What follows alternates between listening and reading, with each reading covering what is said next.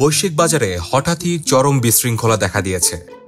এর পেছনে রয়েছে যুক্তরাষ্ট্রের প্রেসিডেন্ট ডোনাল্ড ট্রাম্পের শুল্ক আরোপ। এর ফলস্বরূপ বিশ্বের শীর্ষ 500 ধনী একদিনে মোট 20,800 কোটি ডলারের সম্পদ হারিয়েছেন। ব্লুমবার্গ বিলিনিয়ার্স ইন্ডেক্সের 13 বছরের ইতিহাসে এটি একদিনে চতুর্থ বৃহৎ পতন। কোভিড-19 মহামারীর পর এত বড় পতন আর হয়নি। ব্লুমবার্গের সম্পদ সূচক অনুসারে ব্লুমবার্গ যাদের সম্পদের হিসাব রাখে তাদের অর্ধেকেরও বেশি ব্যবসায়ীর ভাগ্যের পতন ঘটেছে এদিন।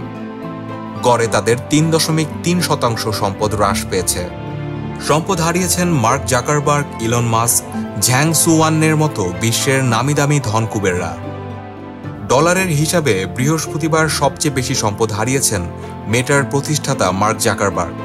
সামাজিক যোগাযোগ মাধ্যম কোম্পানিটির শেয়ারের দাম 9% কমে গেছে। এতে মেটার প্রধান নির্বাহী জাকারবার্গ 1,790 কোটি ডলার খোয়ান, যা তার মোট সম্পদের 9%। এবছর এখন পর্যন্ত টেসলা সিইও ইলন মাস্ক 11,000 কোটি ডলারের সম্পদ খুইয়েছেন। এর মধ্যে বৃহস্পতিবার তার সম্পদ কমেছে 1,100 কোটি ডলার। যে অল্প কয়েকজন ধনকুবের ট্রাম্পের শুল্ক আরোপের প্রভাব থেকে রক্ষা পেয়েছেন তাদের একজন কার্লোস স্লিম। তিনি মেক্সিকোর শীর্ষ ধনী।